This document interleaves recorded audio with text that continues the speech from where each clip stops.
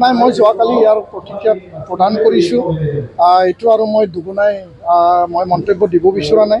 জাতীয় সংগঠন, জাতীয়তাবাদ, জাতিসত্তাক লৈ উপেন ব্ৰহ্মৰ লিভ এণ্ড লেট লিভ যি আদৰ্শ, সেই আদৰ্শক লৈ জাতি গঠনৰ কাৰণে মই কাম কৰি আছোঁ, নিয়োজিত হৈ আছোঁ।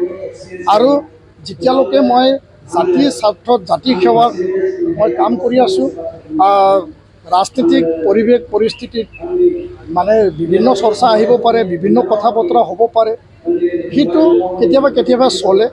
আৰু সেইটো লৈ মই কোনো তেনেকুৱা চিন্তা কৰা নাই। আৰু সেইটো প্ৰাসংগিক নহয় বুলি মই ক'ব বিচাৰোঁ।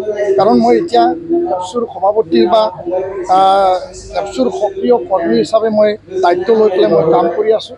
আৰু ইয়াৰ ভৱিষ্যতে কি হ'ব, সেইটো ভৱিষ্যতে দেখা যাব, সেই কথাটো মই স্পষ্ট কৰিলোঁ। নাই, এইটো লৈ মই একো মন্তব্য দিব বিচৰা নাই। মই সেইটোকে কৈছোঁ যে জাতীয়তাবাদ, জাতিসত্তা, জাতি সেৱাৰ কাৰণে মই সদায় কাম কৰি যাম, কাম কৰি আছোঁ। আৰু এইবিলাক চৰ্চা, আলোচনা বিভিন্নজনৰ ওপৰত হয়, এইটো মোৰ ওপৰতো হৈছে। সমাগত BTC বা বিধানসভা নিৰ্বাচন আছে, এনেকুৱা স্পেকুলেশ্যনবিলাক কেতিয়াবা আহে।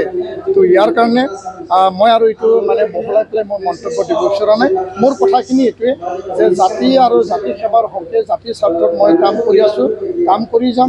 আৰু যেতিয়ালৈকে মই দায়িত্বত আছোঁ, নিষ্ঠা সহকাৰে মই দৃঢ়তাৰে জাতি সেৱাৰ কাৰণে আৰু সকলো জাতি জনগোষ্ঠীৰ মংগলৰ বাবে একেলগে আমি কাম কৰিছোঁ। বিটিআৰ চৰকাৰৰ এই ক্ষেত্ৰত আপুনি কি ক'ব? নাই, এই কথাটো মই অলৰেডি প্ৰতিক্ৰিয়া দিছোঁ যোৱাকালিও, যে যি এটা এলিগেশ্যন বা অভিযোগ আহিছে, তাত দুৰ্নীতি হোৱা বা তাত কমিশ্যনৰ কিবা কেলেংকাৰী হোৱা বুলি যি এটা অভিযোগ, আৰু এই অভিযোগৰ ওপৰত নিখিল বড়ো ছাত্ৰ সন্থাই ভাল এটা তদন্ত আমি বিচাৰোঁ, যে কি সঁচা কি মিছা, তদন্তৰ জৰিয়তে সেইটো সঠিক অনুসন্ধান হ'ব লাগে আৰু ৰাইজে ইয়াৰ ওপৰত জানিব লাগে।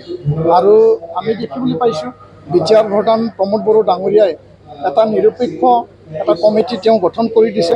তদন্ত নিৰপেক্ষ হ'ব লাগে, স্বচ্ছতা হ'ব লাগে, আৰু কোনো কাৰণত শিক্ষাৰ লগত জড়িত, শিক্ষা অনুষ্ঠানৰ লগত জড়িত সেই বিষয়টো যাতে আপোচ কৰা নহয়, ইয়াৰ কাৰণে মই এই মঞ্চৰ পৰা আহ্বান জনাইছোঁ আৰু দাবী জনাইছোঁ।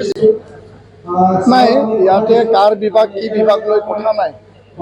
যদি তাত যি অভিযোগ, সেই অভিযোগটো সত্যতা আছে, সত্যটো অনুসন্ধানত ওলাব, তদন্তত ওলাব। আৰু তাত যদি সত্যতা নাই, সেইটোও ওলাব। যেতিয়ালৈকে আমি অনুসন্ধান সম্পন্ন নহয়, তেতিয়ালৈকে আমি ক'ব নোৱাৰোঁ। কাৰণ অভিযোগ এটা আনিছে, অভিযোগত মানে 33টা কলেজ, এটা ইউনিভাৰ্চিটি আৰু বিষয়াসকলক ইয়াতে একেলগে মানে সন্নিৱিষ্ট কৰা হৈছে। তো তদন্ত যেতিয়া তথ্য বা ইয়াৰ ৰিপৰ্ট দাখিল হ'ব, তেতিয়া আমি গম পাম যে 15 দিনৰ সময়সীমা ৰাখিছে। আমি তালৈ বাট চাইছোঁ, কিন্তু আমাৰ দাবী, আমাৰ আহ্বান থাকিব।